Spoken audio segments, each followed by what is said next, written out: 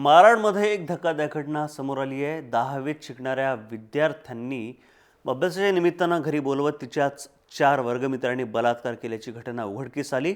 यावरच न थांबता या घटनेचा व्हिडिओ व्हॉट्सअपवर टाकला गेला। 8 नोव्हेंबरला ही घटना घडलेली आहे। मालाड पोलीस स्टेशनच्या हद्दीमध्ये एक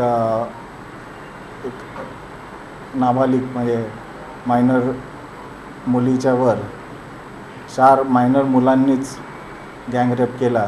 घटना घडली 8 नोव्हेंबरला आणि 25 तारखेला त्याने विक्टीमच्या बळीची पडली मुलगी तिच्या मावशीने तक्रार केल्यावर त्याच्यावरनं आम्ही केस रजिस्टर केलेली आहे आणि 4ही मुलांना आम्ही अरेस्ट केलेलं आहे।